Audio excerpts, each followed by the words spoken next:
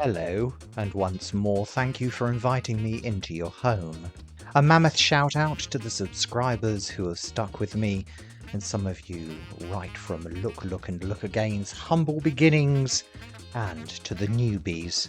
I've seen a recent surge in a number of subscribers, which is smashing. Welcome, one and all, and big hugs to those regulars. We are reaching the end of the 1960s and into the 1970s in the fourth chapter of our Amicus Wonderland, and I suppose you want me to shut up and get on with it, do you? Well, as long as the shears are sharp and you're ready for your appointment with destiny, let's get on with the show and a return to Port Manteau. Look deeply, deeply into the shears of fate.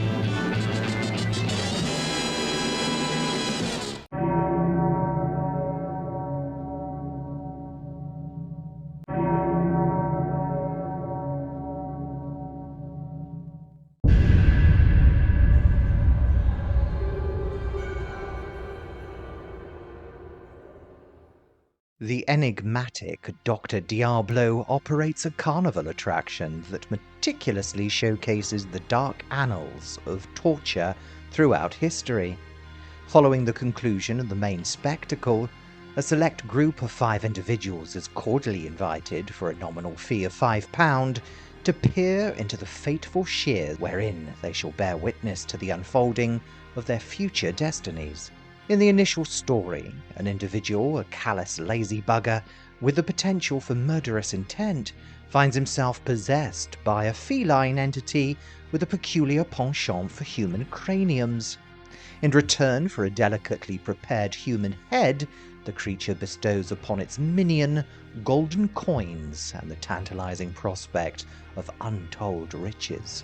However, as we're all aware, pussies are notorious for their capricious nature.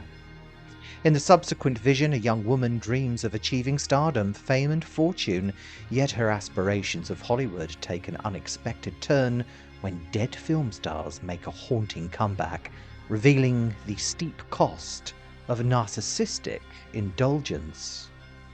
In the case of the third fate, a woman, a journalist by profession, unexpectedly discovers love with a distinguished concert pianist. However, what she fails to anticipate is the wrath of the dead, as Mummy Dearest takes offence to her son tinkling with another woman's ivories, and her vengeful spirit takes possession of his Steinway. In the case of the fourth individual, a fervent admirer of all things Edgar Allan Poe meets a fellow enthusiast who shares his fervent passion. However, this collector possesses something truly extraordinary among his array of unused Poe manuscripts and rare memorabilia and objets d'art. He keeps the author himself, kept alive through the mystic forces of the dark arts, and for some, the most ominous events are still awaiting them in reality.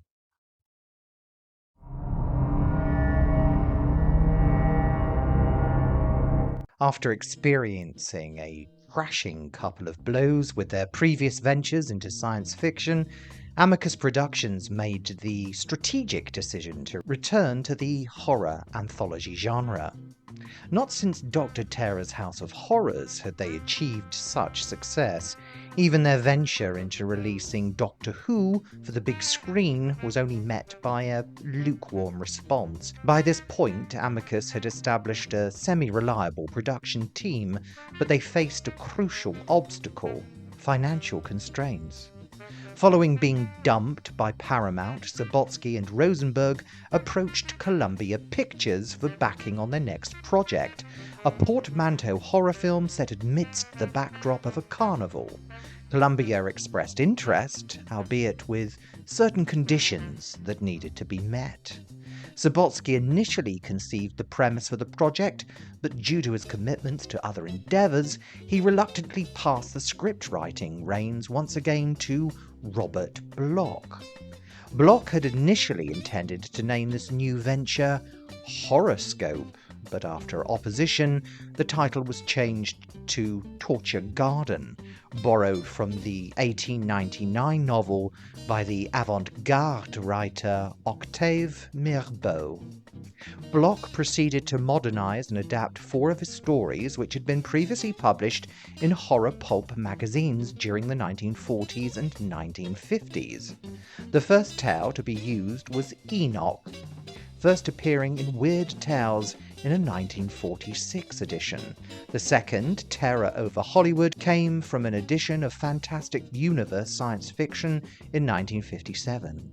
The third tale, Mr. Steinway, from Fantastic Mysteries magazine in 1954, and The Man Who Collected Poe from 1951's famous Fantastic Mysteries publication. Similar to Bloch's previous collaborations with Amicus Film Productions, the genesis of the film followed a familiar pattern. Bloch himself discussed this process in an interview where he said, Milton Subotsky was supplied with a dozen or so of my stories. When a film is in the offing, either I suggest some of these stories to him for consideration, and he makes a choice of his own. Once we agree on the stories to be used, he sends me a short synopsis of a frame story.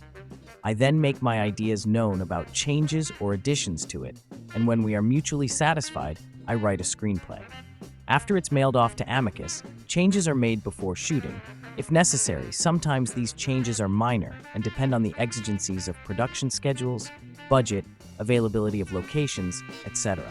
For the initial casting of Torture Garden, there were discussions about the dynamic duo of Christopher Lee and Peter Cushing taking the lead roles once more, so popular they were with Amicus in the film The Skull, with Cushing envisioned as Dr. Diablo and Lee as the fervent Edgar Allan Poe enthusiast. However, Columbia Pictures had specific conditions in mind. They believed that both actors, if removed from the Hammer brand, might be less commercially successful. Therefore, the studio insisted that if Amicus sought financing, 2 American actors should assume the lead roles instead. Burgess Meredith was suggested for the role of Diablo, while Jack Palance was recommended for the Poe enthusiast and one of Diablo's victims. The decision pushed Peter Cushing into a more cameo appearance and a lesser role. Palance was already a well-known and established actor, particularly recognized for his tough guy western roles and his Oscar-nominated performance in the film Shane in 1953. Despite his previous prominence, Palance had faded somewhat from Hollywood's limelight due to being targeted by powerful Senator Joseph McCarthy during the communist witch hunts of the 1950s. Get out of here before I smash your head in, you commie bastard! Nevertheless, Palance agreed to the role, seeking a change from his usual film genre and welcoming the opportunity to work in the UK. Freddie Francis was enticed back into the director's chair, relieved that Amicus had secured financial backing and that he wouldn't be dealing with another Poverty Row production like They Came From Beyond Space. However, Francis was forewarned about Palance's reputation for being difficult. Contrary to expectations, both Francis and other cast members found Palance to be entirely cooperative. Francis even noted that Palance had a genuine fascination with British culture and liked nothing more than perching in Francis's Bentley motor car next to the chauffeur, donning a bowler hat. Picture, if you can, a Hollywood tough guy wearing an English bowler and sitting in a Bentley. Also among the cast was the debut of Barbara Ewing, a New Zealand-born actress, in her inaugural role. Ewing fondly reminisced about her experience working alongside Palance. Jack Palance, I'd saved his picture when I was a little girl. And foolishly, I mean, what a foolish thing to say. I said to him, he came into makeup and introduced himself, and I said, "Oh, Steve Palance, I'm so excited to meet you. I used to save your picture." And I saw that it didn't excite him. But I used to save your picture when I was a little girl, is what I said. And I didn't see him looking terribly excited about that. And I thought, well, that makes him seem old. I always remember he took me out to dinner, Jack Palance. You have to understand, I was a very naive little girl from New Zealand who knew nothing. And I saw what fame was. I saw people touching him in the lift and saying, "Hello, you. Oh, I know you. What's your name again?" You know, just the most extraordinary. And that was... So I met a star in that film. Freddie Francis also cherished the opportunity to collaborate with Burgess Meredith, whom he had briefly encountered shortly after the Second World War, thereby already being acquainted with him, which was an ideal icebreaker.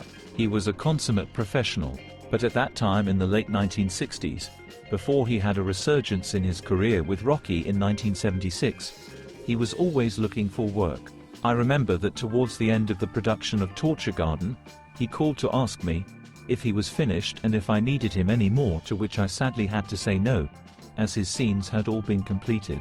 I was never sure if the phone call was sheer professionalism, or that he desperately needed more work. If it was the latter reason, then for such a great actor it was sad. Freddie Francis once again brought together his reliable ensemble of actors for the film.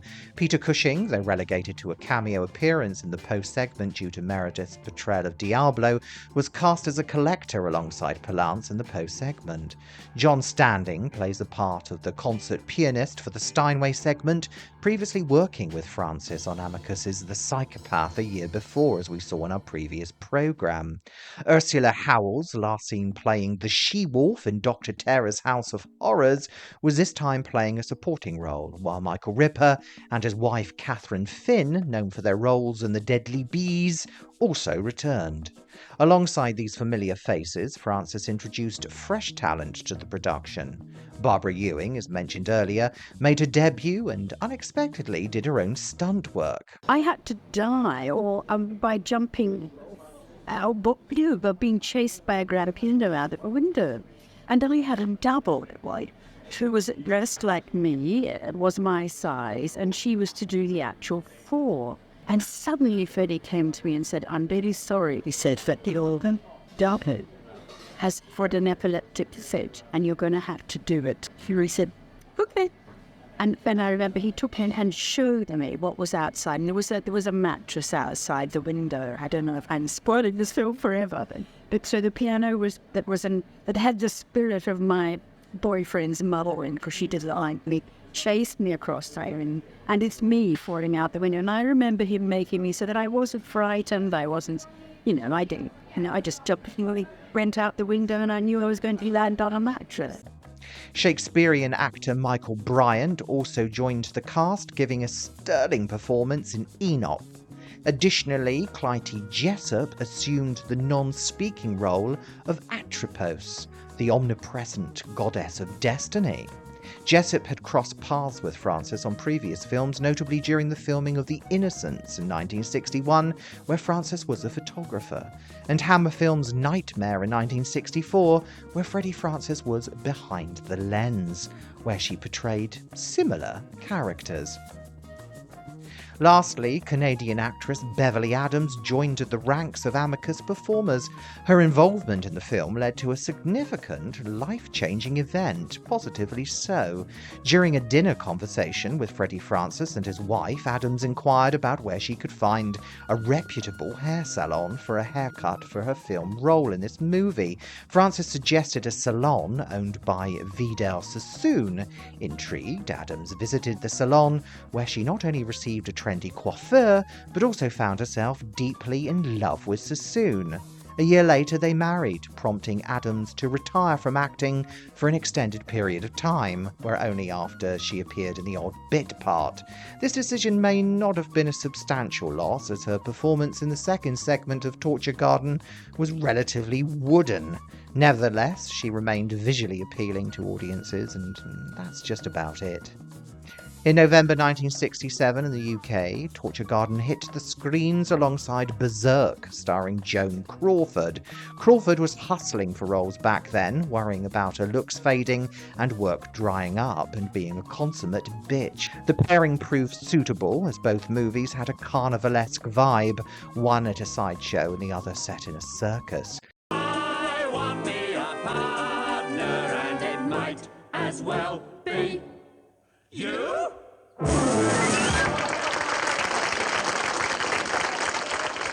The Times newspaper gave Torture Garden a thumbs up, saying, Torture Garden is a very superior horror film, no shamefacedness about it this time. The story is by Robert Bloch, of Psycho fame, and dealt with very well in suitably contrasted styles by director Freddie Francis. The cast is really excellent. The end ties sequences together neatly and leaves things nicely hanging to tantalize us. Over in the States, Columbia Pictures rolled out Torture Garden in July of 1968. They aimed to catch the attention of the drive-in crowd, a bunch mostly composed of students fresh out of high school. To reel them in, they needed a hook, so they came up with a gimmick. Everyone who rocked up got a pack of seeds to grow their very own torture garden. Turns out it was just grass seeds. The film wasn't overtly memorable, with the drive-in crowds who mainly were content, I suppose, on getting fresh with the girl next door in the back of their car and the promise, if they were lucky, of a bit of stink finger. But even with all the buzz, the freebies, and a bit of showmanship, Torture Garden couldn't match the successes of Dr. Terror's House of Horrors at the box office or on the drive-in circuit. Critics across the pond were unruffled, with the New York Times summing it up succinctly as a simple-minded, straightforward horror movie. Bloch expressed significant disappointment with the final outcome. He had previously remarked that he believed Amicus was Latin for low budget. Bloch stated, "They only did about 60 or 70% of what I had written.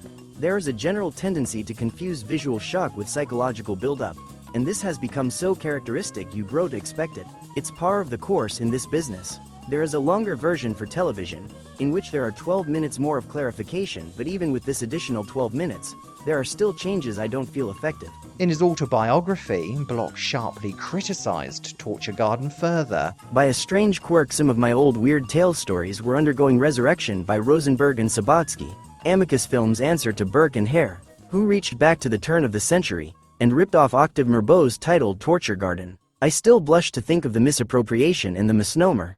There is no garden anywhere, and the only torture is that inflicted upon the audience."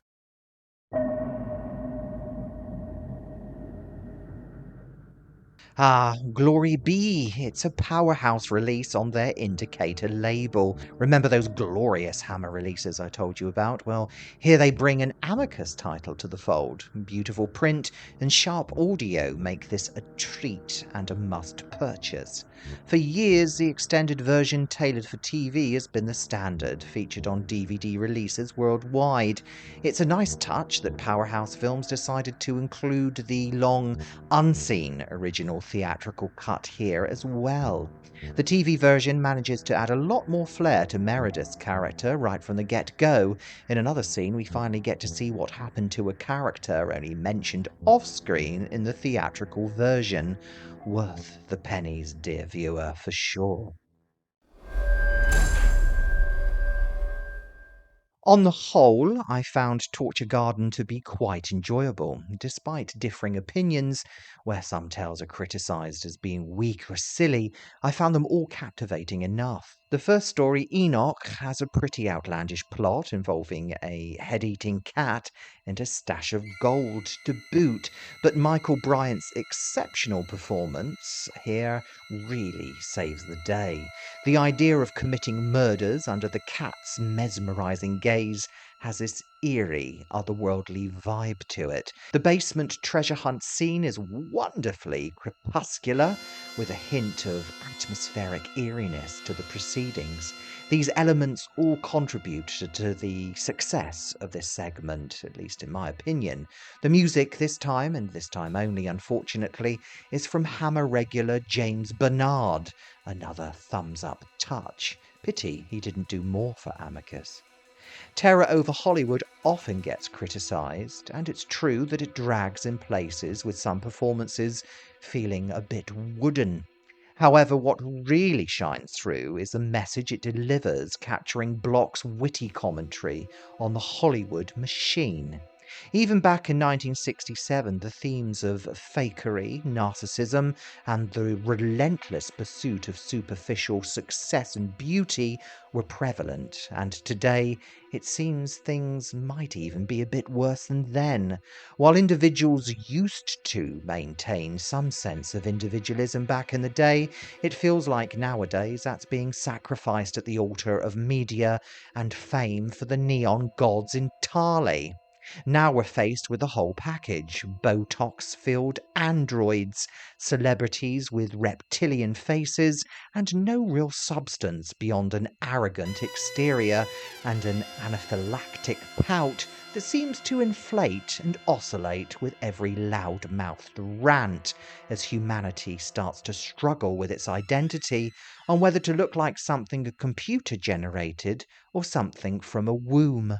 In Mr. Steinway, despite the somewhat silly plot, what really stood out for me are the impressive set pieces.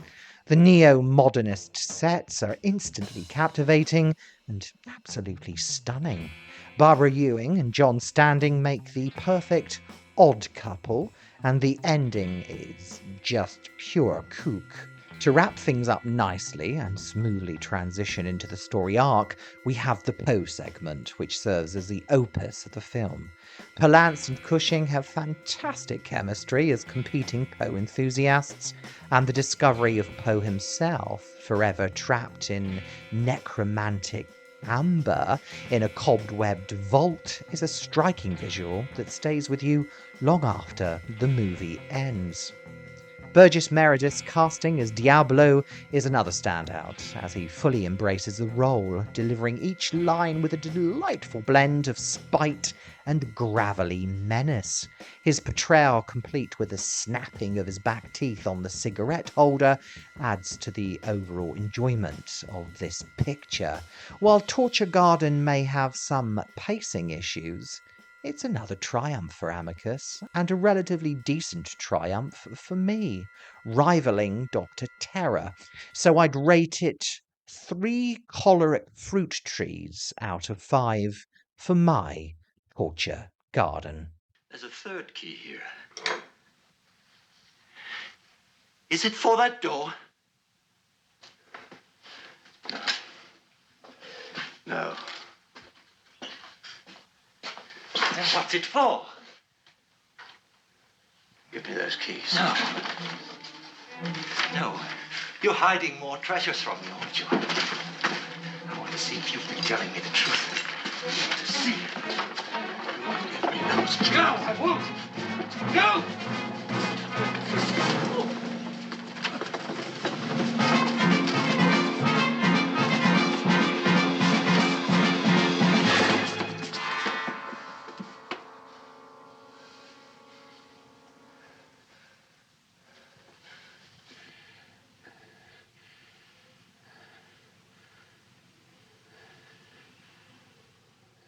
Since the anthology format wasn't proving to be a guaranteed success or a reliable cash cow, Rosenberg and Subotsky decided to explore other genres to turn a profit. Subotsky leaned towards a superhero slant, considering the possibility of a TV movie featuring characters like the X-Men and a potential outing for the Fantastic Four, or showcasing the extraordinary powers of Captain America or Spider-Man. However, due to various technicalities and rights issues that was foreseen by Rosenberg steered Subotsky away from this idea.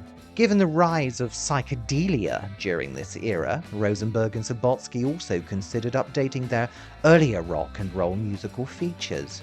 They envisioned swapping out Acabilk for Paisley Silk and trading pencil-skirted hips for psychedelic trips in a film titled Here Come the Hippies, featuring the kaleidoscopic sounds of Jefferson Airplane and the Grateful Dead, amongst many others. Unfortunately, this idea was also vetoed, which is a shame because it sounds like something I would have probably loved. Undeterred, Amicus shifted their focus to other genres for inspiration, setting their sights on the popular spy movie genre. However, their next venture turned out to be more Brooke Bond than James Bond.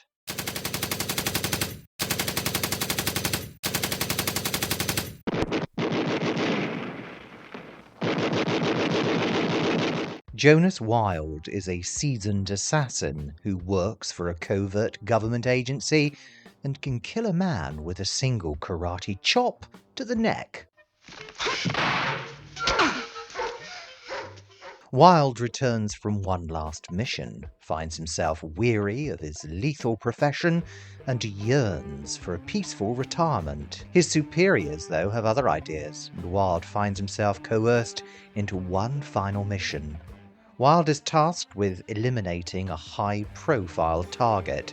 As he delves deeper into his assignment, he discovers a convoluted plot of deceit and betrayal, where allies and enemies are indistinguishably intertwined, and Wilde realizes he's been ensnared in a deadly game of cat and mouse. But can he outmaneuver his shadowy adversaries, or has he finally met his match? In the murky world of espionage, it's anyone's guess.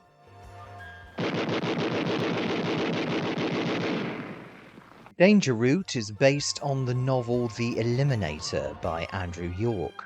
Production kicked off on the 20th of February 1967 after the original title for this film, People Who Make No Noise Are Dangerous, was rejected. Milton Subotsky mentioned that, at first, it seemed like a good idea, because what appealed to me at the time was that the story dealt with the underside of the spy business, the exact opposite of James Bond. It was more like the spy who came in from the cold. But Subotsky also added that it was the wrong picture at the wrong time. Actor Richard Johnson was hired and had initially been in the running for the role of 007 but lost out to Sean Connery. To add some flair, a merry-go-round of temptresses were featured alongside Johnson's rather glum character of Jonas Wilde. Brassy Diana Dawes played the frisky housekeeper, seduced by Johnson in the film, delivering her trademark eye flicks and big tits. Barbara Boucher portrays the exotic spy who ends up with her feet set on fire in the same year she played Miss Moneypenny in the Bond spoof Casino Royale, and 3 years before she headed for where the lira was, appearing in some outstanding genre-pleasing giallo flicks. Beautiful actress. Sylvia Sims makes an appearance, stunning as always, before she aged terribly and ended up tragically toad-like, playing the snobby military wife here. And finally we have versatile actress Carol Lindley taking on the role of Johnson's main love interest, all adding a touch of much needed beauty in their own way to the rather dour mise-en-scène. Oh, and I mustn't forget the quite wonderful Gordon Jackson, starring alongside Johnson, sparring well with him on his boat. Because it doesn't matter what government you work for. If you don't belong to the ruling class, you're a sheep, not a shepherd. With Mr. Francis running to the hills once more, the direction was left to Seth Holt, this being his last full completed motion picture, having died halfway through Blood from the Mummy's Tomb in 1971 for Hammer, another victim of excessive boozing. Holt went over schedule and over budget, much to the annoyance of Amicus, who were really having to count the pennies after the lukewarm success of Torture Garden. Danger Route was shelved, but finally Rank Distribution came to the rescue and distributed the movie in the United Kingdom in the November of 1968. Unfortunately, the film flopped miserably.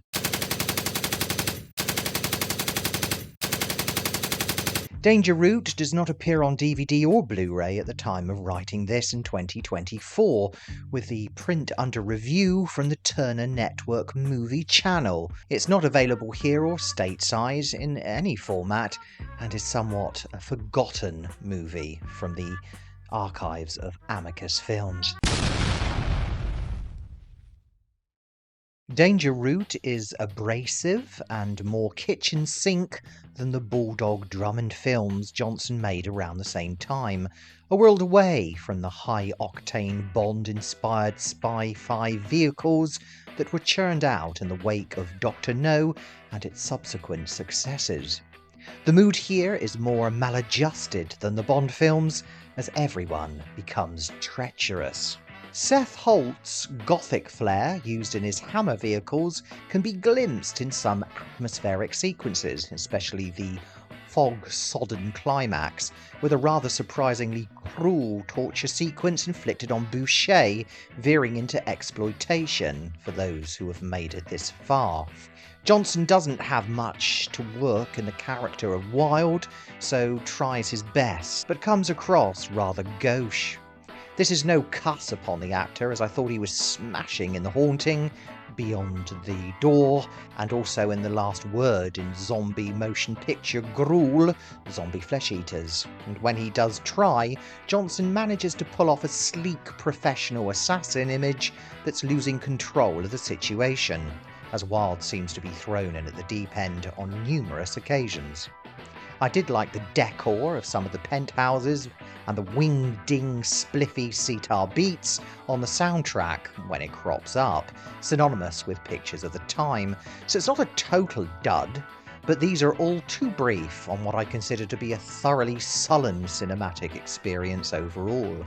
Danger Route lacked spark, is far too messy in terms of a cohesive plot, and sadly punches well above its weight in the spy genre stable of filmmaking. Subotsky derided the picture and summed up his experiences, which is possibly echoed in the motion picture frames. Script trouble from the very beginning. A spy story that came at the very end of the spy cycle. Director ill. Cameraman changed during production. Only the actors came out of it well. And alas, even this is debatable. Danger Route gets 1.5 karate chops out of 5 from me.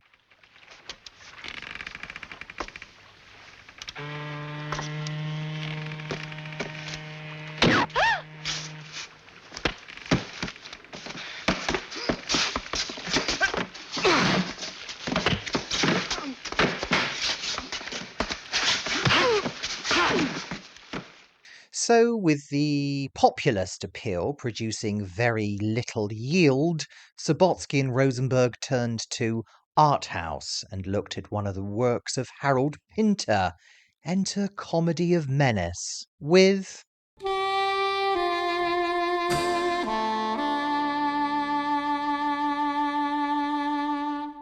Stanley Weber is a reclusive and dishevelled pianist who lives in a rundown boarding house in an English seaside town in Worthing.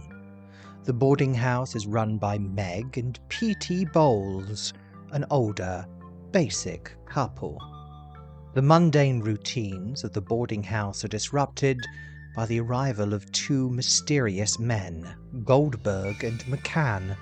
They claim to be there to take Stanley to a birthday party, although Stanley insists it isn't his birthday. Goldberg and McCann begin to subject Stanley to psychological torment through a series of bizarre and menacing interrogations. The party takes place, but soon devolves into a surreal and nightmarish event, filled with unsettling games and cryptic conversations. As the night progresses, the psychological pressure on Stanley mounts, leading to an urban nightmare resulting in trauma, and where the next morning for Stanley Weber, things will never be the same again.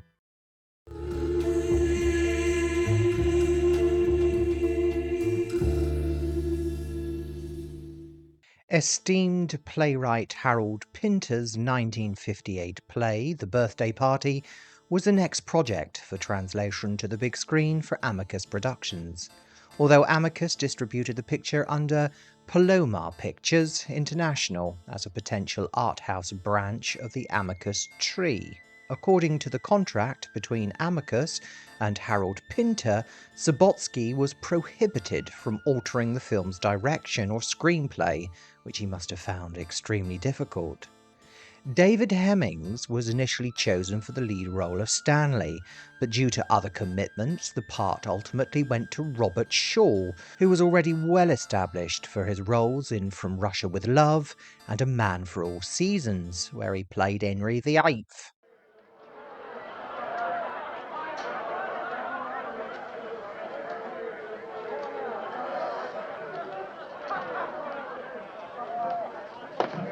Thomas? Thomas? Thomas? Thomas?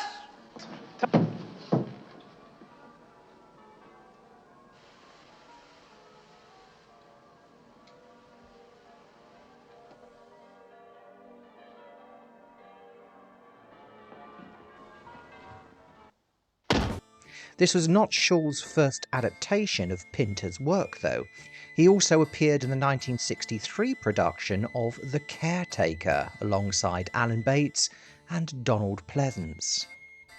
Robert Shaw was born on August 9, 1927, in West Houghton, Lancashire, England.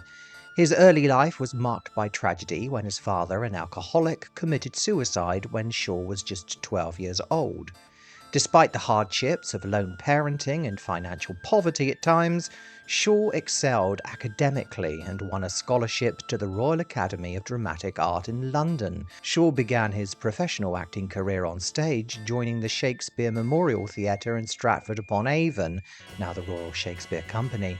He gained recognition for his performances in Shakespearean roles, including Cassius and Julius Caesar, and the title role in Macbeth. His stage work established him as a serious and versatile actor. If you're trapped in a play on top of that with somebody you can't stand, has this ever happened to you? Have you ever had to go many times, yeah.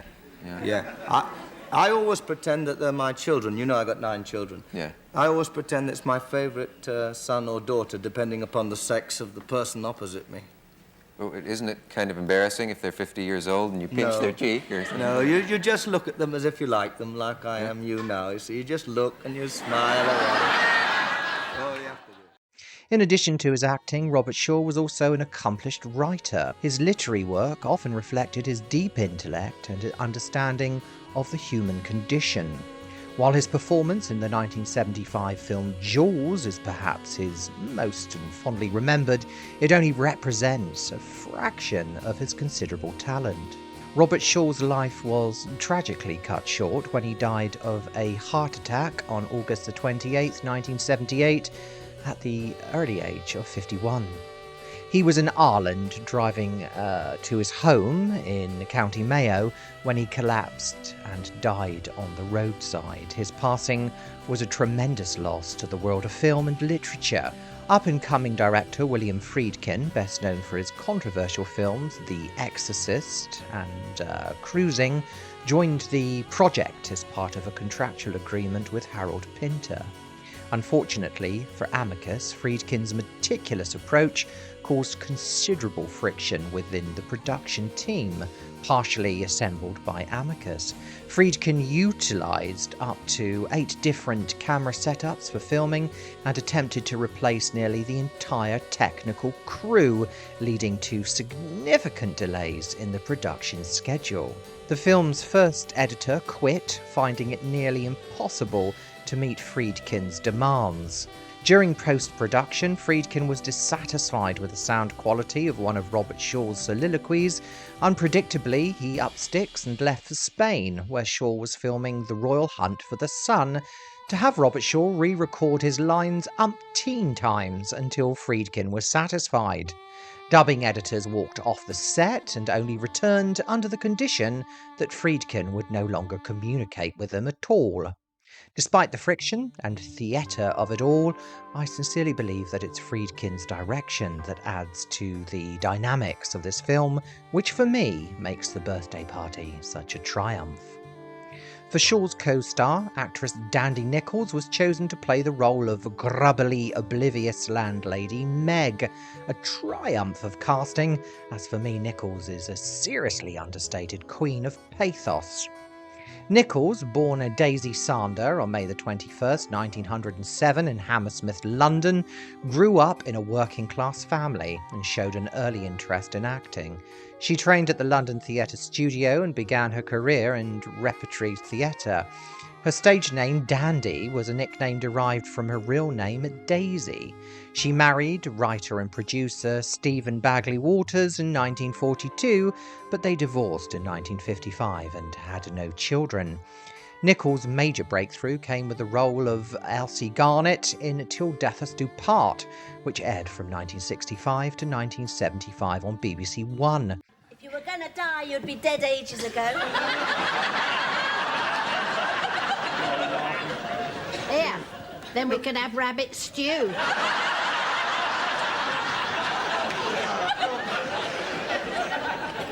Look at that, look.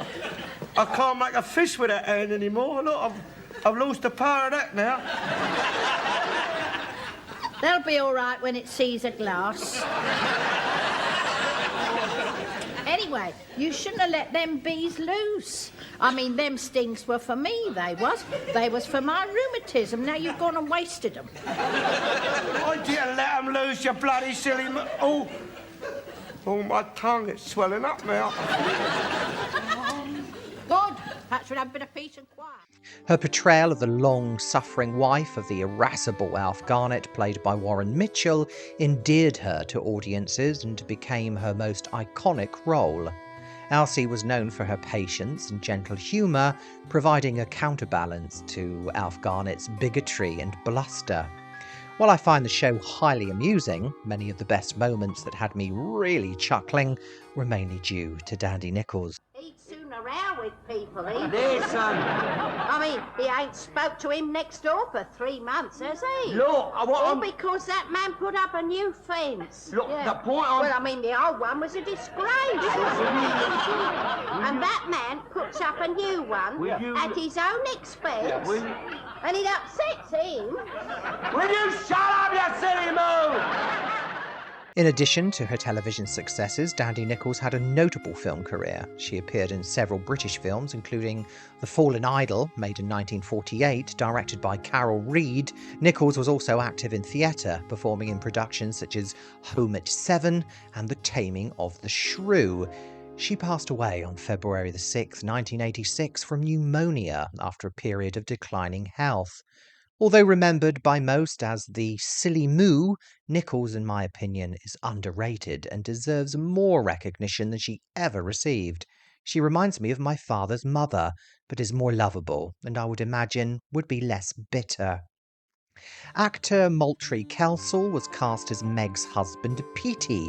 Kelsall, known for his numerous television appearances, is what I would consider a quintessential character actor, appearing in everything from soap operas to science fiction.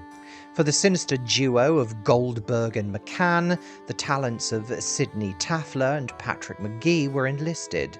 McGee is perfection as the chilling thug McCann, while Taffler arguably gives his best performance as the sleazy spiv Goldberg. Both are equally psychotic, but portray their characters with distinct interpretations, making their roles highly unsettling. The ensemble was rounded off by actress Helen Fraser, who, like Kelsall, boasts a lengthy list of Golden Age television appearances.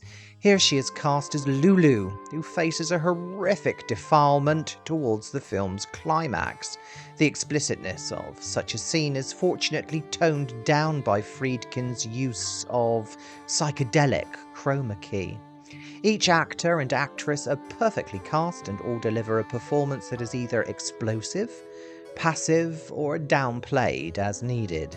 This heady, brooding blend makes the film all the more unnerving for the viewer, capturing the unsettling spell of what is The Birthday Party. Unfortunately, despite the critical acclaims, the film did not resonate with the public at all and lacked the commercial appeal Subotsky and Rosenberg had hoped for.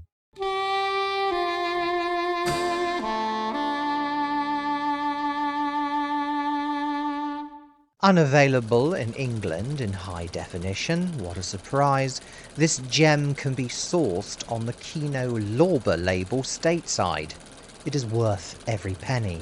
The print is remastered pristinely, but the sound I found to hamper the picture and feel it could be better, as at times you do miss some of the conversation.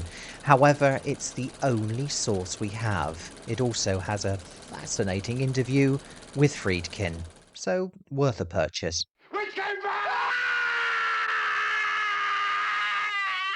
The Birthday Party is a film that commands respect, yet it consistently keeps viewers at a distance with its stilted, seemingly random dialogue and characters who relentlessly abuse one another.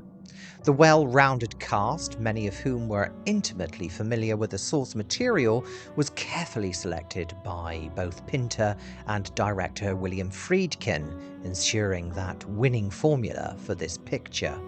Director William Friedkin masterfully captures the menacing highs and moody lows of a static stage production that originally shocked and unnerved audiences with its blend of farce and terror.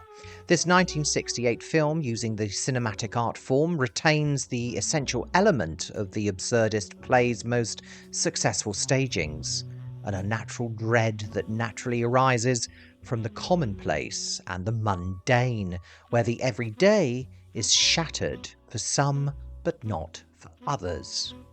To understand The Birthday Party is to understand Pinter's comedy of menace. Now, this is a style where humour and tension coexist, creating an unsettling atmosphere. In Pinter's plays, seemingly ordinary situations turn threatening or absurd, often through ambiguous dialogue and power dynamics. The audience experiences a mix of amusement and anxiety, unsure of what might happen next. This blend of comedy and menace highlights the unpredictability and hidden dangers in everyday life. The phrase comedy of menace was first used by drama critic Irving Wardle in 1958. Wardle coined it in a review to describe Harold Pinter's work, particularly The Birthday Party. Wardle's description is spot on, but Friedkin's film adaptation truly nails it. Although all the performances are breathtaking, especially Shaw's incendiary portrayal of the unhinged Stanley. You know what? What? Have you heard the latest? No, I bet you have. I haven't.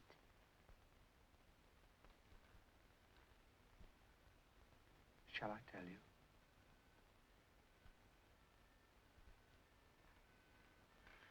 Oh. They're coming today. Who? They're coming in a van. Who? Do you know what they've got in that van? What?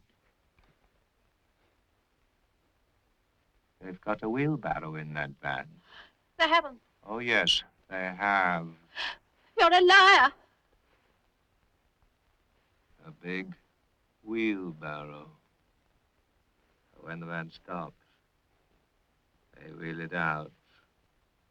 They wheel it up the garden path, and then they knock at the front door. They don't. They're looking for someone. They're not. They're looking for someone. A certain person. No, they're not. Shall I tell you who they're looking for? No. You don't want me to tell you. You're a liar. The standout performance, personally, has to be, for me, by Dandy Nichols. Nichols blends frustration with an almost childlike quality. I like cigarettes. Get away from me. Are you going out? Not with you. I'm going shopping in a minute. Go. Attempting to compensate for what she lacks through maternal outbursts, treating her lodger and husband like children. She feeds them from her squalid kitchen as best she can, but is largely ignored by her husband, Petey, or cruelly mocked by the lodger Stanley during his fits of pique. You want some tea? Say please. Please? Say sorry first. Sorry first. No, just sorry. Just sorry. Oh, you deserve the strap. Don't do that.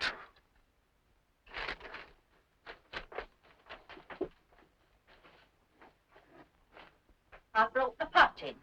I don't know what I'd do without you. You don't deserve it, though. Why not? Well, calling me that.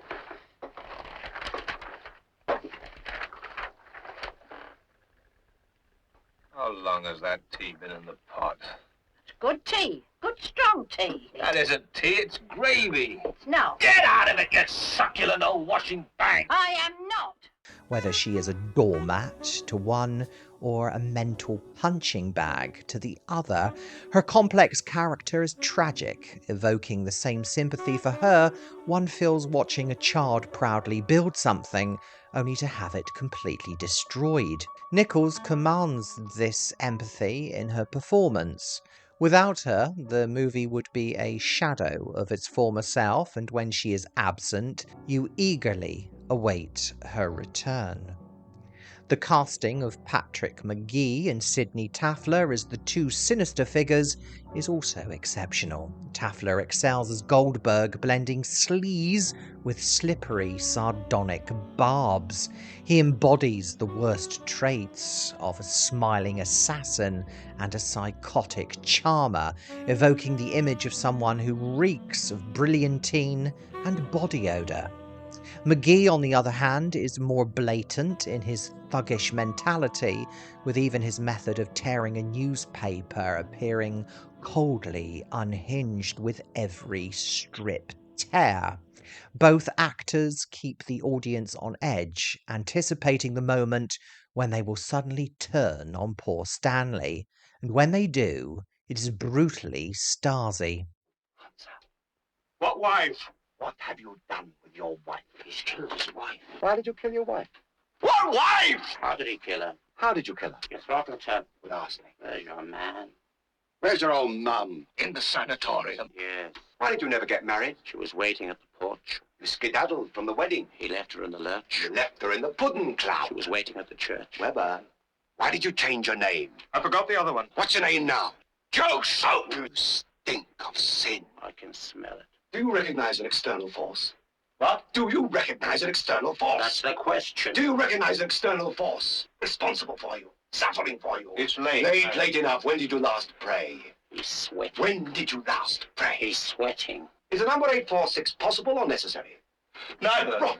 Is a number 846 possible or necessary? Both. Wrong. It is necessary but not possible. Both. Wrong. Why do you think the number 846 is necessarily possible? Must be. Wrong. It's only necessarily necessary. We admit possibility only after we grant necessity. It is possible because necessary, but by no means necessary through possibility. The possibility can only be assumed after proof of necessity. Right. Right, of course, right. We're right and you're wrong, Weber. All along the line. All along the line. All this is achieved in a static setting with 90% of the film taking place in the living room. This creates a claustrophobic, oppressive atmosphere that feels stifling, muggy and dense. As viewers, we remain on tenterhooks, much like tending to a wounded animal, anticipating a grateful lick of thanks, but ever aware that as the pain increases, it could bite at any moment. One of the unique attributes of The Birthday Party is its ambivalence. Many interpret it as an allegory of brutal corporations or of the Cold War, with Goldberg and McCann symbolising these forces as they arrive to conform Stanley after his descent into turmoil due to his unconventional artistic beliefs. Conversely, Meg and Petey are portrayed as non-threatening figures, always accepting what they are told and unaware of the true situation, like all good proletarians should under any regime, whether Marxist or fascist. This theme is echoed through motifs such as Blind Man's Bluff and the breaking of Stanley's glasses. The character of Petey, though often absent from the screen, is equally poignant and appears to have a better understanding of the situation than anyone else, as indicated by his line at the end of the movie. Dan, don't let them tell you what to do. The Birthday Party, for me, is brooding brilliance. I enjoyed every minute and remained thoroughly absorbed throughout its 2-hour running time. It pulled me into a whirlpool of identity crisis, power play, delusions, absurdity, allegories, and that comedy of menace. Bleak, unsettling, and as noxious as last year's Landfill. It's a must-see, although I appreciate it's not for everyone. The Birthday Party gets a 5 drum beats out of 5 from me. Play it again, Stan.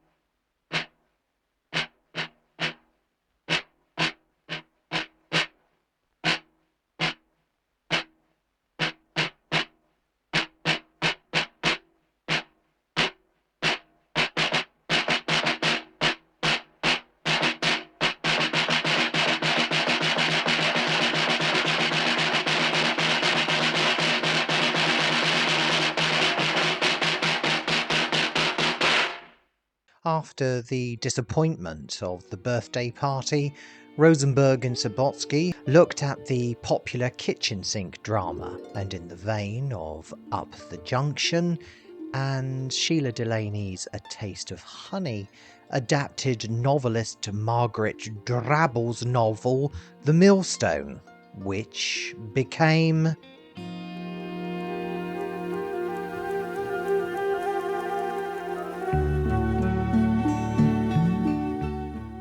Rosamund Stacey is studying sociology at a London university.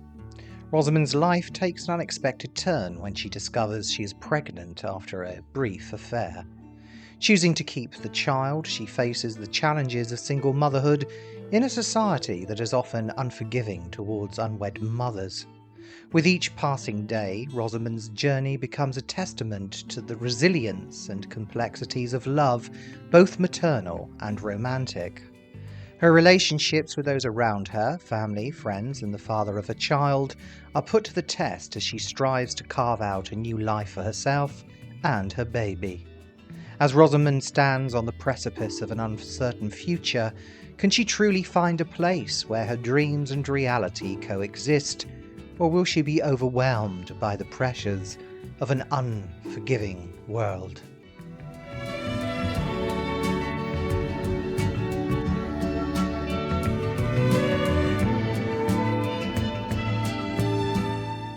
A Touch of Love is based on the 1965 novel The Millstone by Margaret Drabble. The title refers to the baby central to the plot, which would have been deemed a burden more so then than ever now, especially out of wedlock back then, God forbid. Drabble, who was married to actor Clive Swift, known to many as the long-suffering husband of Hyacinth Bouquet in the classic comedy Keeping Up Appearances, was asked to adapt her novel into the screenplay, and she accepted. Rosenberg bought the rights to the bestseller for £1,000, and with Subotsky sidetracked with raising a family at the time, it was over to Rosenberg this time round to spearhead the project. A Touch of Love was set for distribution under the Palomar branch of the Amicus umbrella, like The Birthday Party. Waris Hussein, known for his directing skills on several BBC dramas like Play for Today and The Wednesday Playhouse, and notably for directing the first ever Doctor Who story, was chosen to direct this production. This was Hussein's first feature film. He had attended Cambridge with Margaret Drabble, creating a natural affinity for the production.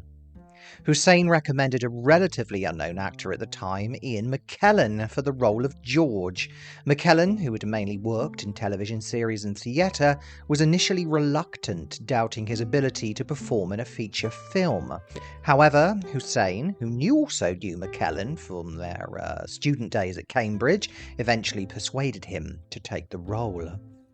Sandy Dennis, known for her performance as Honey in Who's Afraid of Virginia Woolf, was approached to play the lead role of Rosamund after a very long search for a suitable actress. Hussein encountered some challenges with Dennis as she had only played American roles, but she ultimately took on the part. Sandy came over from America. She committed to the script because she liked it very much. The whole idea of a single mother bringing up a child in difficult circumstances, however you may regard it, because it was done in a background that was fairly comfortable in the world she lived in. And for Sandy to come and play that character was a huge challenge for her, as much as it was for me. And I have to say, she was wonderful. She had certain Americanisms in her performance which I had to constantly work with. She had certain speech patterns which I had to keep reminding her were not the way an English girl would behave or speak. And in all fairness, she did her best. And the result is, I think, a luminous performance. And it's a fragile performance. It's nothing like any of the things she'd played in the States. On the whole, I surrounded her with a very competent British cast. So I think in the long run, it worked. John Standing, already familiar to Amicus audiences, was cast as Rosamund's cavalier love interest, and the talented, beautiful Eleanor Bron played Rosamund's best friend Lydia, giving the film, for me, a Take 3 Girls vibe, albeit -1. Michael Coles rounded off the superb cast, known for his role as Inspector Murray in Dracula AD 72 and The Satanic Rites of Dracula. Coles was a genre favourite, appearing in many cult TV shows and dramas of the television's golden age. Additionally, dear viewer, also look out for a young Penelope Keith and Rachel Kempson, Lady Redgrave, matriarch of the Redgrave acting dynasty, who plays the NHS matron. Free from the pressures of tight timing and budgets, thanks to Subotsky and Rosenberg, but disciplined by his work at the BBC, Hussein managed to bring the production in on time and within budget. He recalled the making of A Touch of Love as a smashing experience overall, as did most of the cast and crew. The film was released in the USA as Thank You All Very Much, named after a sarcastic line from one scene in the film Here. Well, Smithson, what can you tell us about the pelvic structure? Well, I don't seem to be able to feel... You won't feel anything if you get it like that. Look.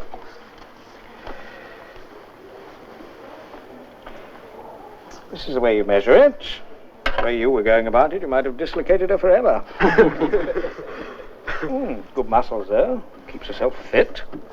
You'll dance or something? I'm not. Right, that'll do for you. Thank you. Thank you all very much, thank you. Unfortunately, like the birthday party the previous year, A Touch of Love lacked marketable appeal and fared poorly at the box office. Subotsky did like the end result when he said that the film was a real pleasure to make. Sandy Dennis gave a brilliant performance. Waris Hussein did a great job of directing his first film. And this beautiful picture was distributed so badly that hardly anybody saw it. Still, it made money for its backers, since it was sold to the distributors for an advance, which far exceeded the cost of the production, and everybody split the profits.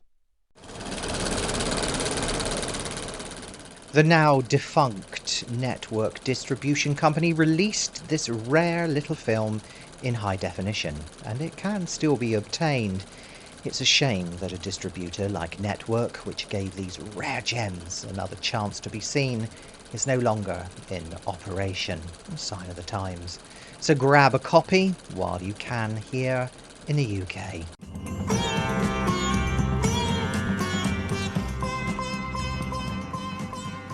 Well, a hidden gem, dear viewer.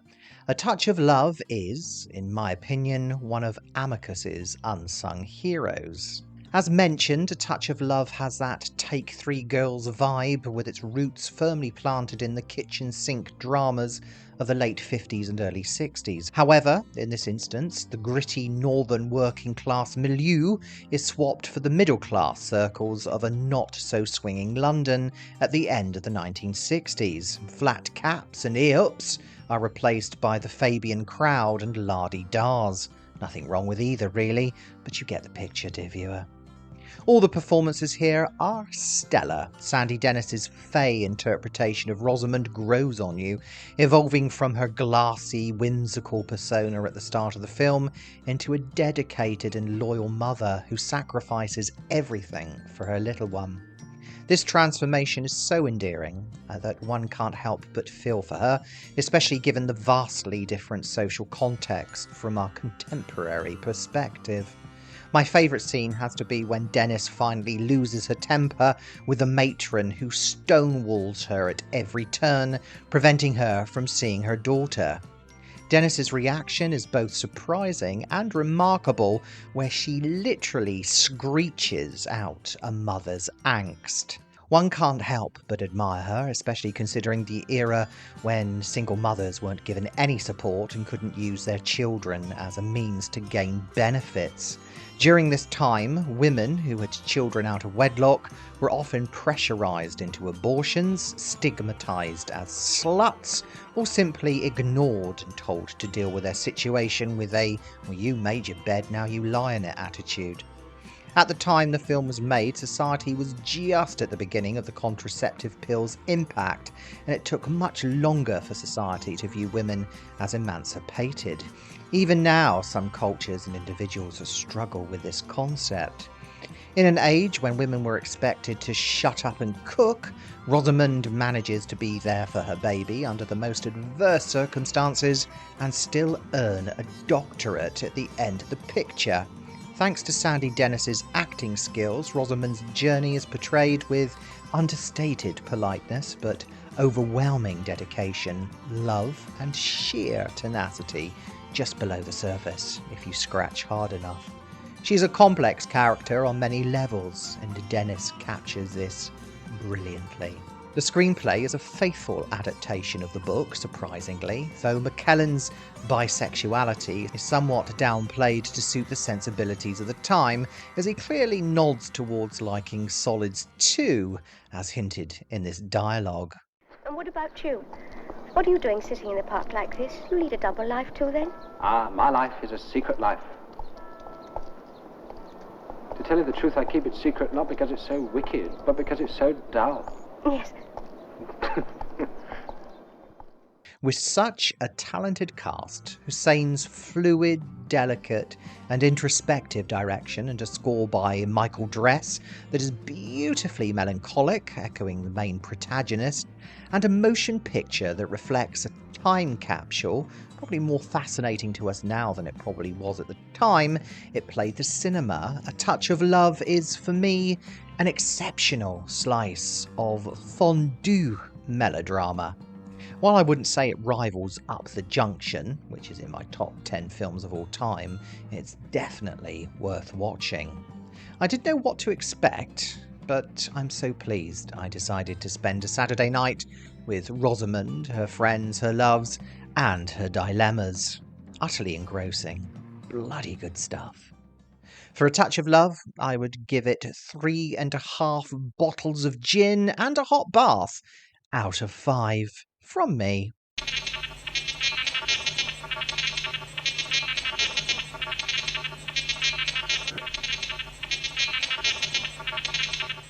At the Midland Institute of Neuropsychological Research, the media gathers in a frenzy to witness the awakening of John Soames, an adult male who has been in a coma since birth. The care of Soames is overseen by the regimented Dr. Maitland. American neurosurgeon Dr. Bergen has been invited to perform an operation to directly stimulate Soames's sleep centers, with the result of bringing Mr. Soames out of his 30-year coma.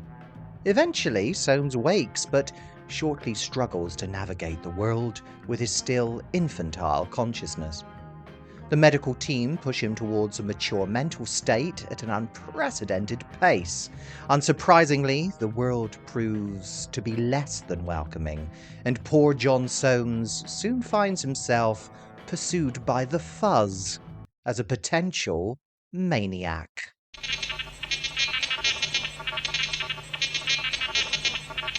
The Mind of Mr. Soames is another stab by Amicus at diversifying from the horror genre using sci-fi.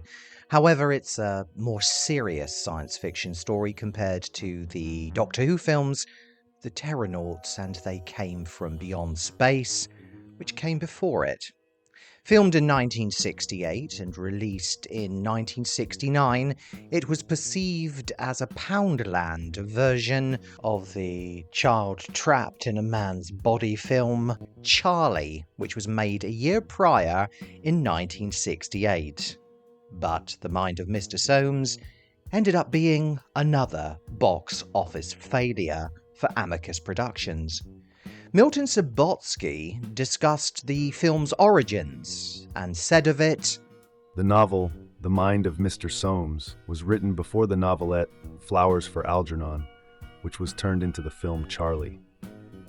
Actually, I wanted Amicus to make both films.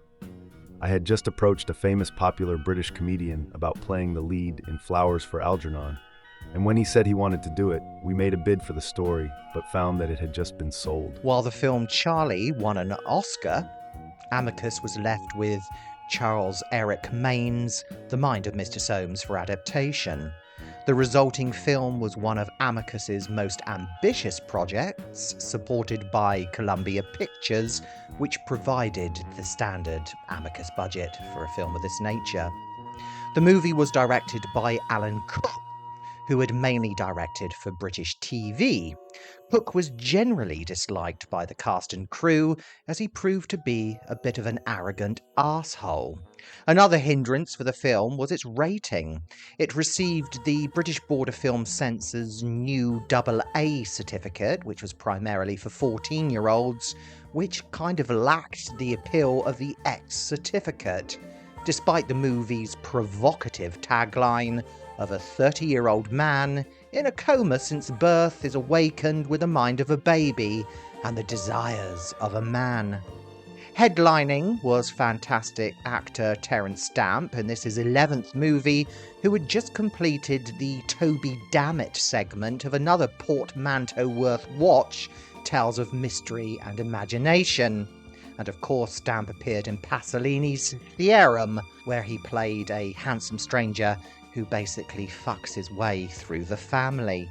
The cast also included actor Nigel Davenport as Dr. Spare the Rod, Spoil the Child Maitland, and Robert Mann from Uncle Vaughan, who took the part as Dr. Bergen, taking a more liberal, social worky approach to Soames's welfare, and of course predictably clashes with Maitland on how Soames should be handled and educated. It was a stupid, irresponsible thing to do. I should have thought you'd had more sense. Oh, for God's sake, Maitland, he was happy out here. He was exploring and learning about the world at first hand. Dr. Bergen, the Institute is very grateful for He what was you going did for back Soames. of his own free To will. show our gratitude, I allowed you your play sessions with him, much as I disagreed. Now I'm afraid I can no longer allow you to influence our patient. Patient? Soames is a person. He has done an experiment on which to test your ideas. Or yours?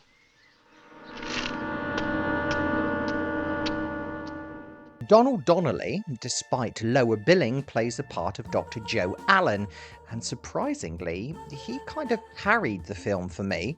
Although the other leads are more well known, Donnelly brings more depth to his character, while the others come across as rather two-dimensional. Other notable actors in this movie included Christian Roberts, a prominent figure in mid to late 60s pop culture, catapulted into fame by his performance in To Sir with Love 2 years earlier in 67, and was another steal from Hammer, as he had played one of the Taggart sons in Hammer's exceptional Bette Davis vehicle The Anniversary. Let me have a go.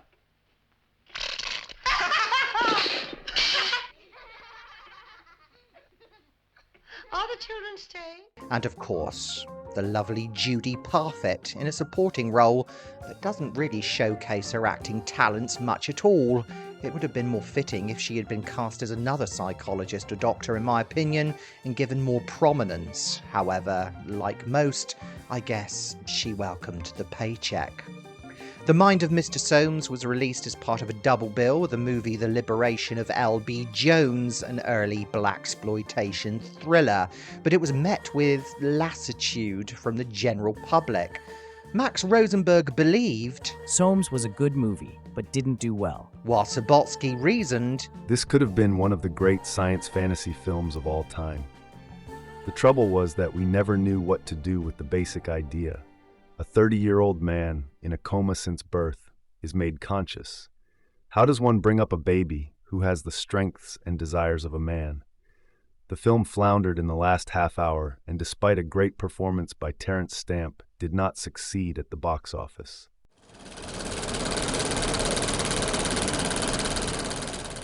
Those wonderful people at Indicator have unleashed Mr Soames in a fine high-definition print for your delectation should you wish to grab a copy. It is worth a buy for the extras if, like me, you weren't exactly set alight by the motion picture itself.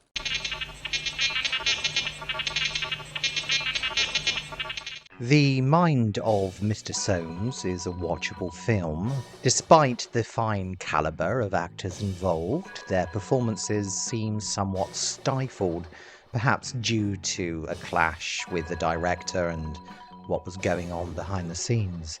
The film lacks any substantial social commentary, missing an opportunity to explore themes, for example, such as the horrors of institutionalization. Instead, it remains a surface-level film with very little to say. The film presents an anemic take on the tried and tested Frankenstein story and the familiar theme of whether science can go too far, but it offers little beyond these concepts. The direction, for me, is rather pedestrian, lacking depth, and the ending is very anticlimactic, evoking really only a slight pity for the main protagonist. Alan Cook, accustomed to directing TV series only, with this being his first feature film, perhaps lacked the experience to imbue the film with a more profound insight. Terence Stamp, as always, delivers a commendable performance, but he appears somewhat awkward and seems to struggle with portraying the character of Soames, which could harken back to Subotsky's comments on what could have been done with the character of John Soames once you get past the obvious. Notably, interesting characters like Judy Parfitt's role and the people encountered in the pub and the playground sequence when John Soames is on the run have all too brief appearances, and the angry mob scenario is suppressed, as Stamp's character innocently blunders into one social dilemma after another with predictable results. One highlight of the film is the developing relationship between Donald Donnelly and Stamp, with the final image in the ambulance providing a relatively heartwarming touch. However, aside from the dynamics between Stamp and Parfitt and Stamp and Donnelly, the rest of the film fails to leave a memorable impression. Unlike The Birthday Party or the film A Touch of Love, which I thoroughly enjoyed despite their public reception, the failure of The Mind of Mr Soames is understandable. To me it felt like a by-the-numbers, clinically cold, somewhat rushed disappointment, as gripping as a limp handshake.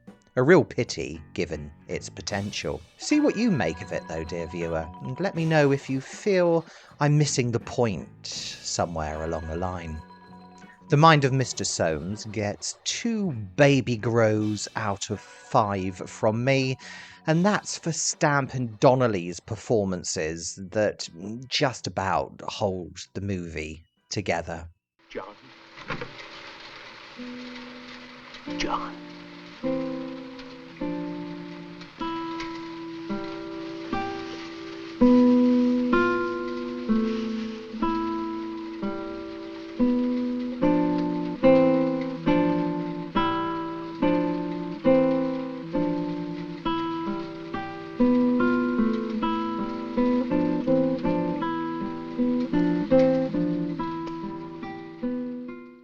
By 1969, the directors of Amicus Productions had departed, leaving behind a cauldron of simmering tensions. By this time, Rosenberg had lost faith in Subotsky's commercial acumen, frustrated by a string of box office flops. Subotsky, in turn, was utterly exasperated by Rosenberg's constant vetoing and undermining, purely because Rosenberg controlled the finances. Adding to Subotsky's ire was the discovery that some of Amicus's profits were still being siphoned off to Vanguard Productions in America, which hadn't produced a feature film since 1961. Before their exit, the Amicus company directors appointed Rosenberg as the chairman of the company. As Subotsky floundered and shifted his focus to his family, Rosenberg took the opportunity to elevate Amicus's stature. He decided to approach American International Pictures and, as a conciliatory gesture, decided to develop one of Subotsky's sci-fi projects, which eventually became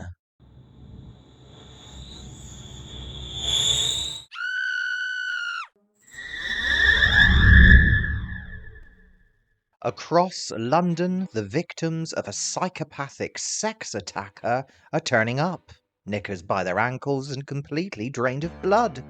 Their discovery baffles the local Bobby. Leading the case is Inspector Belliver, a seasoned and determined detective known for his no-nonsense approach and dry wit. As he delves deeper, he encounters a disturbing pattern that points to a more sinister conspiracy than he could ever imagined. Simultaneously, a high-ranking government official is embroiled in a power struggle within a secretive and shadowy organization.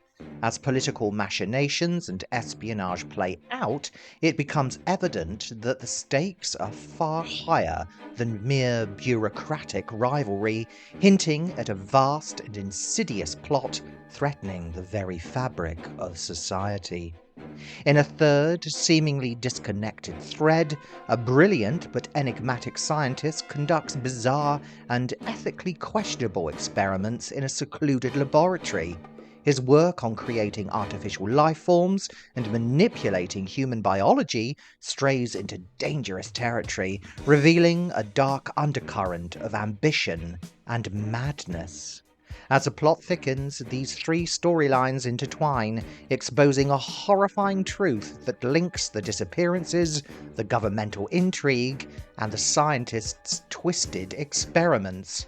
Can Belliver, with the help of handsome scientist Dr. David Sorrell, destroy this nefarious network before the country is taken over by a group of tyrannical madmen hell-bent on perverting evolution and of world domination?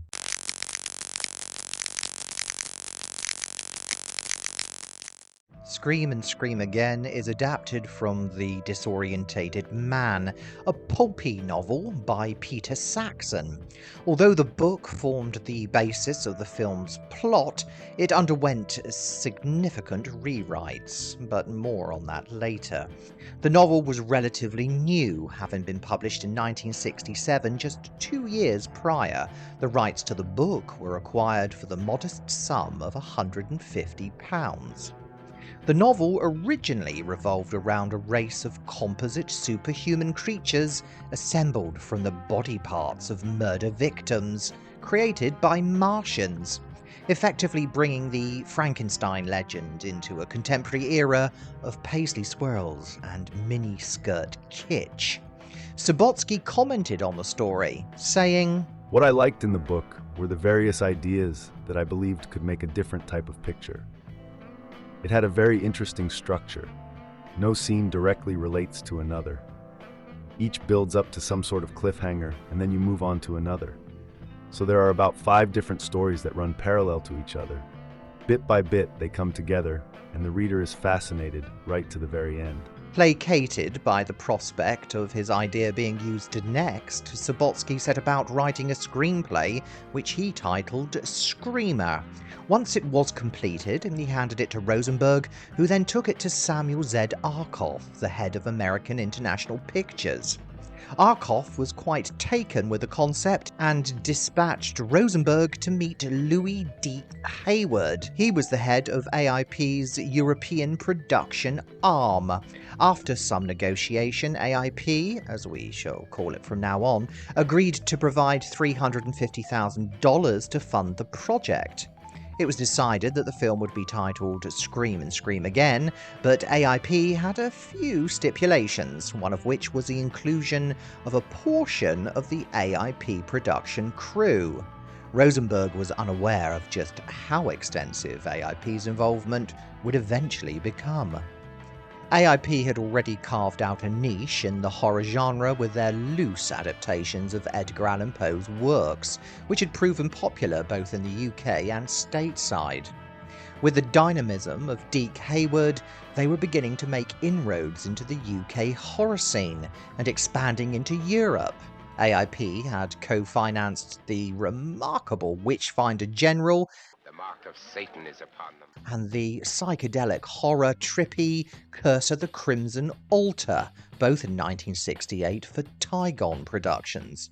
They were poised to produce The Haunted House of Horror and had just completed The Oblong Box, which, as we shall see, would connect to this production for Amicus.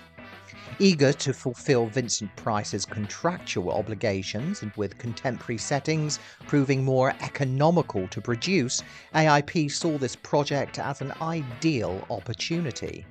Price was hired as part of the package, satisfying another of AIP's conditions. For marketing purposes, Deke Hayward insisted on enlisting the talents of Peter Cushing and Christopher Lee as well. After all, dear viewer, the allure of having 3 major horror stars in one movie was an irresistible marketing hook. Even though the trio never shared a scene in the final production, Cushing only appeared on set for a single day, agreeing to participate because I will accept any part, big or small, if I feel my contributions will mean something, and not be a disappointment to those who go see my performance in particular. Naturally, I prefer a larger role because I love to work and need to, for many particular reasons, apart from the obvious. As the project progressed, Deke Hayward gradually took full control. Hayward requested the directorial talents of Gordon Hessler, who was already familiar to AIP for his work on The Oblong Box. Another notable inclusion was the stunning Teutonic actress Uta Levka. She too had appeared in The Oblong Box, was under contract, and was perfect for the role of the superhuman nurse. If you've seen the episode of Look, Look and Look Again, where we looked at the work of director Radley Metzger, you may recognise her from Carmen Baby, where she played the fiery prostitute Carmen, who performs a jaw-dropping act with a Chianti bottle. What a girl. A big issue was Subotsky's screenplay of Scream and Scream Again. Hayward was not fond of Subotsky's script at all, so he enlisted AIP's in-house screenwriter, Christopher Wicking, to see what improvements could be made. Director Hessler was also relieved by this change, and commented that, "I hated Milton Subotsky's script. I liked him personally, but it was just an awful script.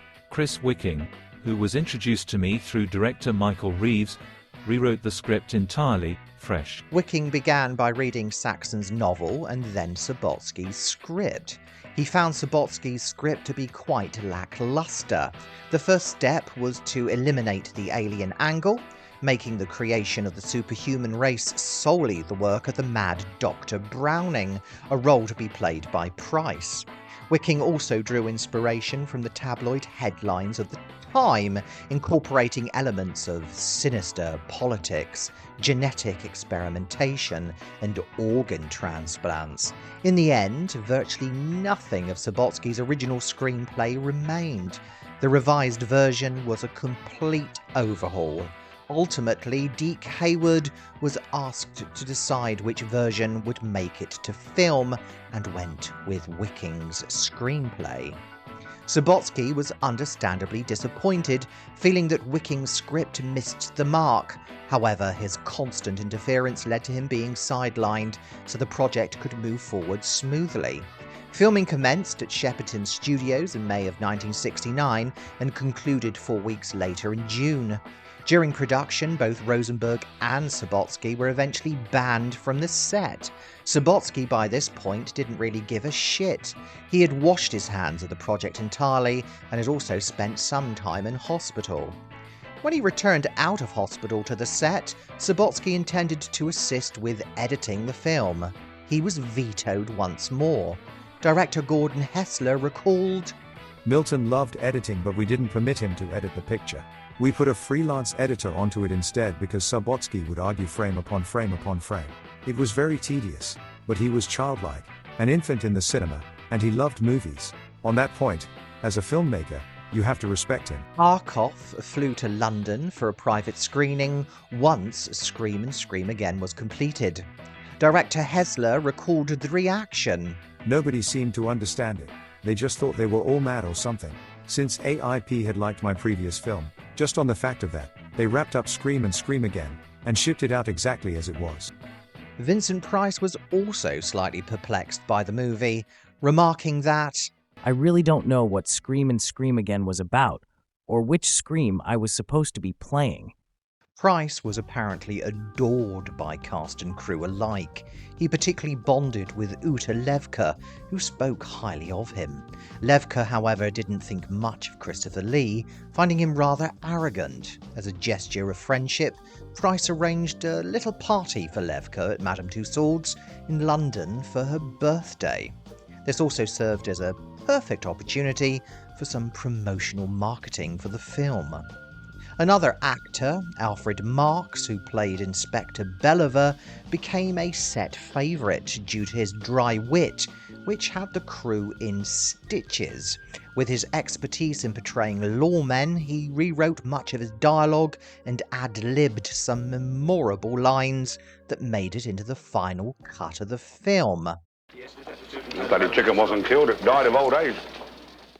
For the younger members of the cast, Michael Gothard was cast as the blood-lapping rapist Keith, one of the main villains. Gothard had an extensive career in cult TV and film, going on to appear in Ken Russell's notorious The Devils.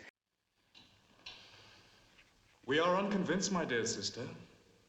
And if our conviction remains untouched, I do not have to remind you that you face eternal damnation."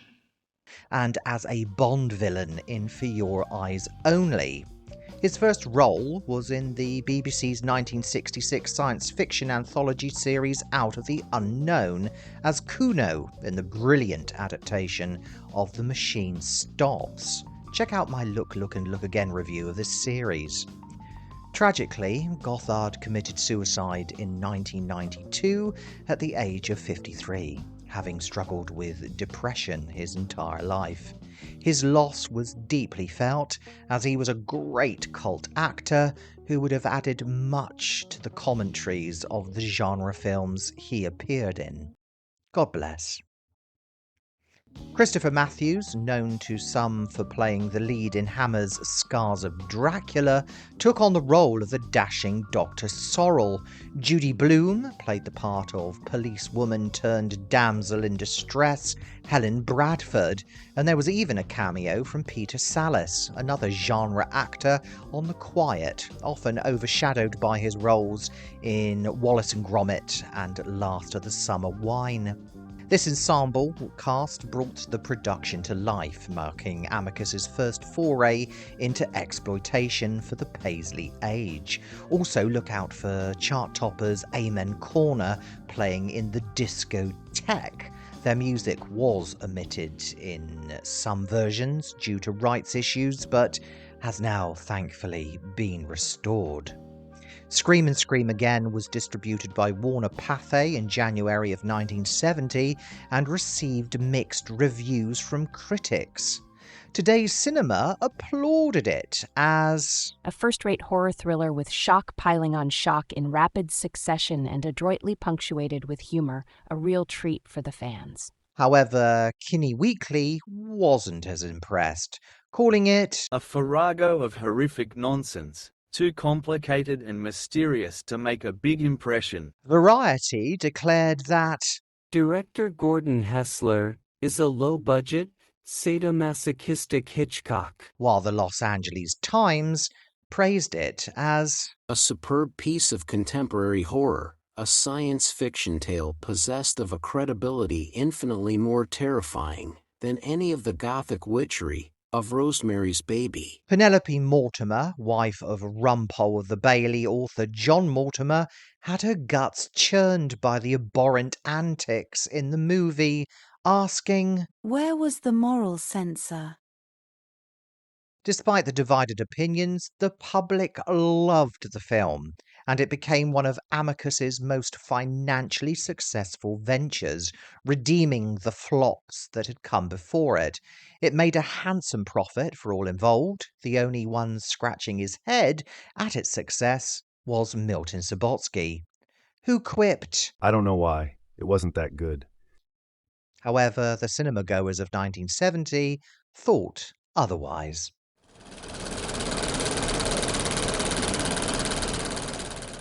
Scream and Scream Again has had a few releases over the years. For those in the UK, Radiance Films have indulged us with a fine package featuring super extras, whilst stateside those wonderful people at Kino Lorber offers us much of the same. Either are worth the purchase and sport a decent print and audio. Grab a copy while you can. The fag end of the 1960s has never looked so lurid. How long ago did she die? She has never really existed yet. You see, she's been assembled piece by piece, organ by organ. She's a composite. I can truly see why this resonated with the thrill seekers of the time, and why Scream and Scream Again is now considered something of a cult classic. Traditional horror elements mixed with campy sci-fi are zipped up in a body bag of sleaze for our delectation, making for an utterly enjoyable outing. Amicus, typically known for playing it safe, gets the opportunity here to let its hair down, perhaps partly due to Subotsky's absence from the project.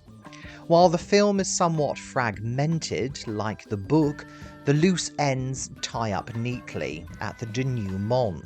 Amicus clearly abandons its fear for the family approach, as the murderer not only exsanguinates his poor victims, but also violates them. We get our first glimpse of nudity, though any attempt at eroticism is quickly overshadowed by an ill-fitting bald cap, drawing more attention than the feminine figure intended for the odd ogle. For sheer shock value, there's a rather gratuitous torture scene where Scream Queen Jutta Stensgaard is interrogated by Stasi-styled sadists. This veers into torture territory as a blonde in bondage is about to have her fingers crushed with a pair of pliers before the screen mercifully fades to black. While not overtly explicit, there's still a palpable sense of menace and a grubby thrill, seemingly inserted to justify the X certificate rating. The marketing is pure exploitation, with an almost iconic movie poster depicting a female victim half dissolved in a vat of acid. As with most marketing, the ad campaigns are far more lurid than anything seen in the actual film. There's also some black humour on display here, particularly with the poor jogger, who throughout the film has bits of his body chopped off to be used in a superhuman creation. Each revelation of a lost appendage is met with hysterics, borderline Python-esque, I thought.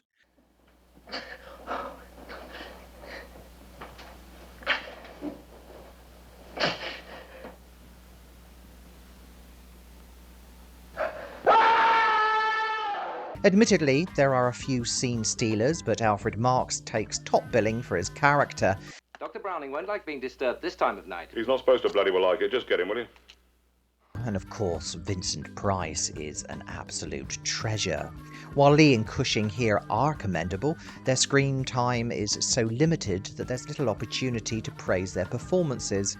However, Michael Gothard deserves a mention for his portrayal of the sexually deviant hybrid Keith, resembling a Peter Wingard-styled pimp, targeting his victims at nightclubs to satisfy his jaded and immoral desires.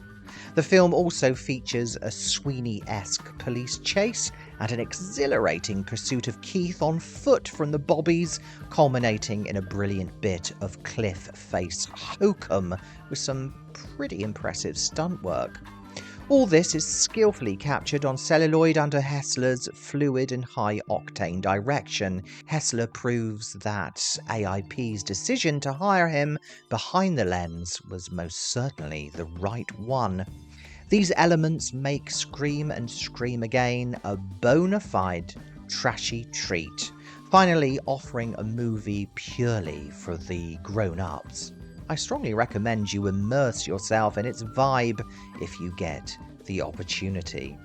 Therefore, this gets 4 vats of bubbling acid out of 5 from me.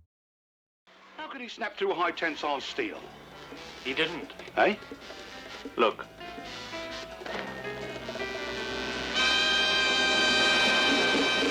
As the 1960s faded and the 1970s began, the British film industry faced a recession. Despite this downturn, British horror films continued to draw audiences to theatres and put bums on seats. While Sobotsky had significant issues with Scream and Scream Again, its unexpected success provided him, and Amicus Productions in general, with an epiphany. They understood where to focus their direction after several failed attempts in various genres, and it had its roots firmly in darkness. Rosenberg and Sobotsky agreed that the portmanteau format would be their future path. They decided to then approach Columbia Pictures for financing their next venture. Columbia had previously been pleased with the dark and imaginative stories from Robert Bloch, as seen in Tortured Garden 3 years earlier, and so this led to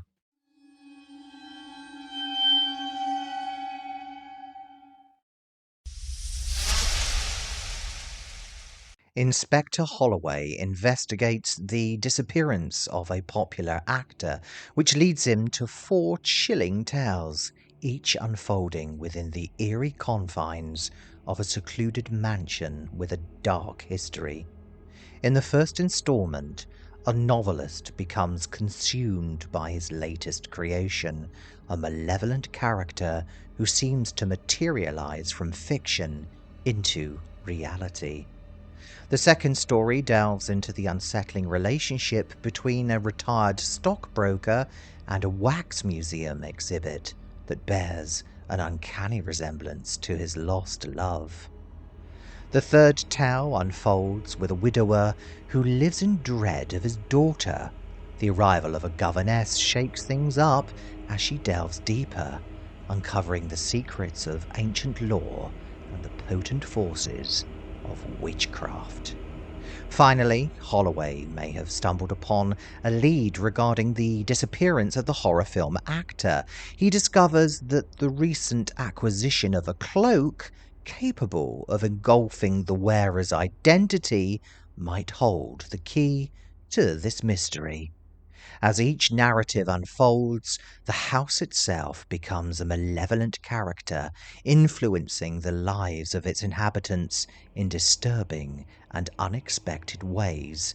Holloway decides it's worth a visit and learns to regret it. Freddie Francis was the initial choice to direct, but after completing the bizarre Trog and the intriguing Mumsy, Nanny, Sunny and Girly, he received an offer for another cinematic project in Hollywood. This opportunity fell through, but by the time he was available again, Amicus had already selected director Peter Duffel to direct The House That Dripped Blood. Duffel had recently directed an episode of the Hammer anthology TV series Journey to the Unknown, and his work on the episode Stranger in the Family caught Amicus's attention.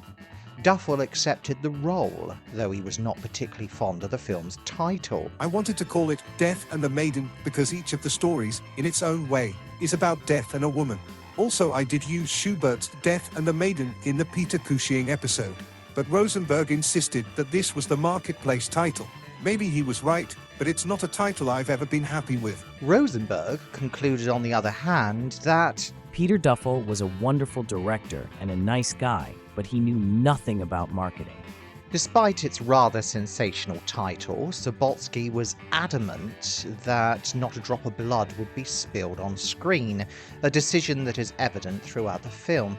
He remained a staunch advocate for creating horror films suitable for family viewing. After the gritty and grindhouse approach used for Scream and Scream Again, Sobotsky aimed to return to a more refined approach without sacrificing the scares. He also envisioned something classier for this project. 4 of Bloch's stories were chosen for adaptation. Method for Murder in 1962 was the most recent of his works for adaptation, while Waxworks, penned by Bloch in 1939, received a significant overhaul from its original vintage form. Sweets for the Sweet, also from Weird Tales, is the most sinister of the 4. In contrast, the final story, The Cloak, which first appeared in Unknown Worlds in 1948, is a more humorously ghoulish tale. In the literal adaptation, it is a partygoer purchasing the cloak for Halloween. For the screen version, this is switched to a horror film actor. As Torture Garden's Terror Over Hollywood, this segment in The House That Dripped Blood sees Bloch once again taking a tongue-in-cheek swipe critique of the horror movie scene, including a playful jab at Hammer Films, despite The House That Dripped Blood featuring Christopher Lee. That's what's wrong with your present-day horror films. There's no realism. Not like the old ones, no. The great ones. Frankenstein. Phantom of the Opera, Dracula. The one with Bela Lugosi, of course, not this new fella. Ingrid Pitt, an up-and-coming actress already turning heads in her Hammer vehicles, was cast at Columbia's insistence. Initially set to play the novelist's wife in the first segment, she was switched to portray Pertwee's love interest in the final one instead. For box office appeal, Columbia also insisted on casting Christopher Lee and Peter Cushing. The rest of the cast was entirely up to director Duffel, Lee was initially considered for Pertwee's part, but, weary of the Dracula franchise for Hammer, passed on it. Vincent Price was also considered, but was unavailable due to other commitments. Joanna Dunham, known for her numerous TV roles already and her portrayal of Mary Magdalene in the biblical epic The Greatest Story Ever Told, was chosen for the first story alongside another well-established thesp, Denholm Elliott. Elliott had already dabbled in horror, appearing on TV in the series Mystery and Imagination for ITV, playing the parts of Roderick Usher and Count Dracula.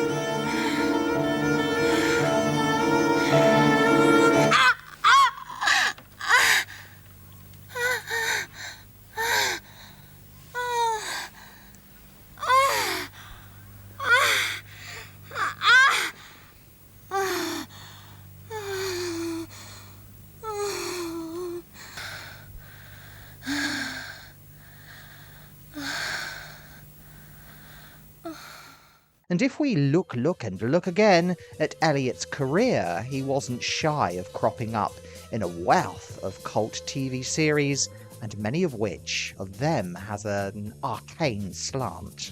Joss Ackland was cast opposite Peter Cushing in the second story, the weakest tale in my humblest opinion, and had just finished filming Hammer's Crescendo.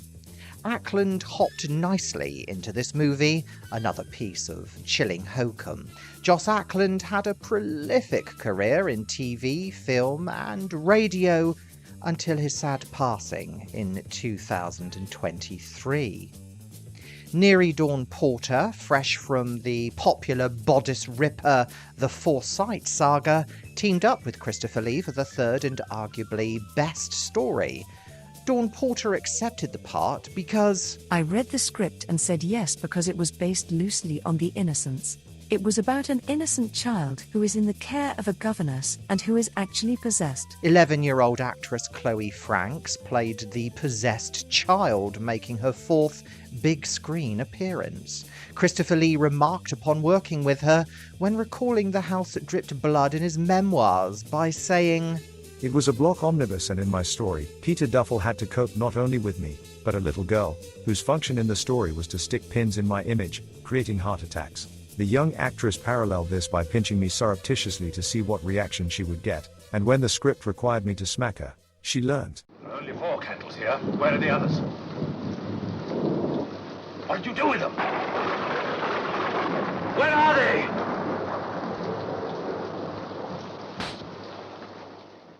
Possibly the biggest coup was securing Jon Pertwee, a familiar face and voice first known from the radio series The Navy Lark, and then as the beloved Doctor in the iconic Doctor Who. His stint on the show, which had burst into BBC One in all its vivid Technicolor glory in 1970, made him a bigger household name than before, and another draw for Amicus.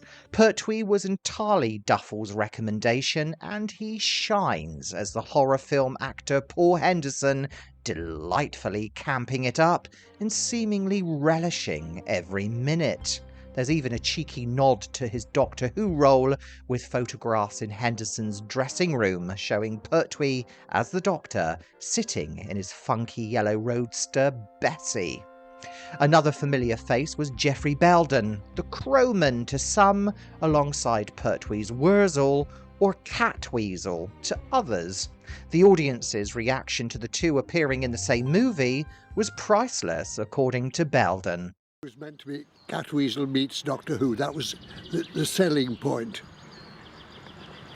So Doctor Who came into my shop, which had candles, black candles, and things rather murky, and a spiral staircase that went up to God knows what. And we said, what we must do is forget Catweasel. Remember, it's somebody else, absolutely. No sign of Catweasel, whatever happens. He came in, looked round, banged his stick on the desk, and at the top of the stairs came the man changed, looked more like Ernest Thesiger. And I just came with a black cat in my arms. And I said, yes. Whereupon the whole audience said, Catweasel! Filming proceeded smoothly enough, but personal issues profoundly affected Peter Cushing. By then, he had learned that his beloved wife Helen was terminally ill. He requested to be released from the production to spend her final days together, but Amicus, knowing the deal with Columbia might be jeopardized, held him to his contract. Helen Cushing passed away just 3 months after the film's release. In his role as Philip Grayson, Cushing delivers a deeply introspective and restrained performance. While it's a stellar display of his talent, as always, one can't help feel that it reflects the real sorrow and heartache he was enduring during the filming. The film was released in a double bill with the imported The Honeymoon Killers and performed reasonably well, though Subotsky felt it was average. However, it fared better in America. Variety held it as a top-level shocker. Q magazine praised it as a work of art in the horror movie genre. And the Los Angeles Times remarked it was many notches above today's usual horror fare. The film enjoyed a long run stateside and surprisingly featured in a double bill with Wes Craven's highly controversial Last House on the Left. What it lacked in graphic content, it made up for with its stablemate, a rather quaint chiller being coupled with a rape and revenge video nasty. Last House on the Left is a darling of 42nd Street grindhouses. Beggars belief, really. I guess a few years after, it would have been like pairing up the film The Ghoul with Ilsa, She-Wolf of the SS, but I guess, if it works. Subotsky was happy with the end result, rating it alongside Dr. Terror's House of Horrors as the closest he had ever come to his ideal of cinematic perfection. The last word, though, has to go to Robert Bloch. Amicus Films, encouraged by the comparative success of Torture Garden, sent along another wraparound premise for an anthology offering, and I incorporated 4 of my stories into The House That Dripped Blood. Needless to say, again it was producer Max Rosenberg who gave the title a transfusion. When it came to actual on-screen blood, the film was positively anemic.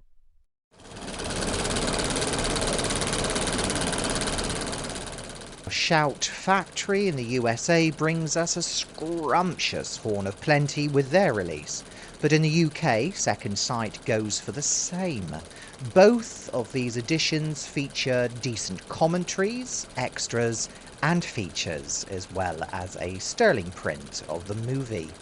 The Second Sight UK release does offer a decent booklet as well, for an even deeper dive.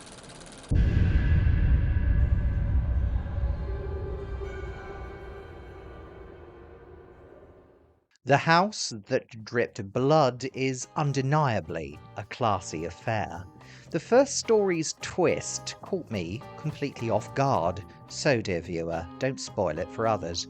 The second story might be the runt of the litter, and I did say runt, but it has its charms, especially the vibrant lighting with its red, green and blue gels for the Waxworks Museum interior, reminiscent of Bava's influence, methinks. The third story is my absolute favourite, evoking nostalgia for the Hammer House of Horror series. It's genuinely creepy.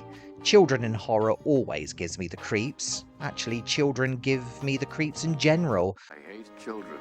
I hate children. And despite the lack of gore in this film, Lee's cries of pain in the third story are enough to make you wince anyway, being acoustically harrowing. Clammily sinister is the phrase, and with Lee leading the charge, all attempts at whimsy are tossed in the bin. The final segment, featuring Pertwee, is a fan favourite and a joy, especially with Carla's levitation, wires and all. However, for me, it is eclipsed by the previous segment. Overall, the true delight is the calibre of casting here, which will keep most horror and genre fans thrilled. I also loved the self-references. While the film was made for the average Joe, and box office revenue in particular, serious horror fans will have a hoot with the little treats of portmanteau, as they offer several blatant, not so blatant, rib digs to the genre. The fourth instalment, The Cloak, is of particular interest to fandom as it revolves around behind-the-scenes details of making a cash-strapped horror feature. These delicate nods to the film's perceived audience are done with tongue planted firmly in cheek, adding a touch of wit and humour to a picture otherwise designed to chill. Among all the actors, Pertwee undeniably steals the show. Thank God Duffel decided to cast him. Despite the lack of gore and titillation, although Ms. Pitt's cleavage is a delightful distraction wherever they pop into view, the house that dripped blood has an unmistakable magic about it. It's another high point for Amicus. Utterly delightful. Based on this, it gets 4 cobwebbed corridors out of 5 from me, and shows the studio back on track, and for more anthological wonders to come. Right, crabsters, I think I have overstayed my welcome, and you've probably had your fill of my waffle for one day. Next time, though, on Look, Look and Look Again, we have some of this.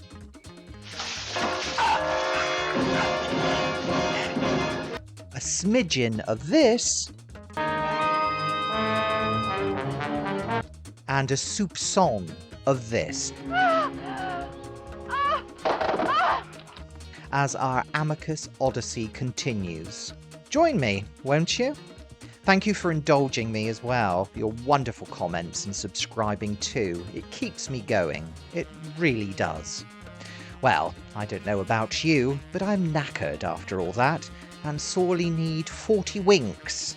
But until next time, on Look, Look and Look Again, love what Mother Nature gave you. Cheerio!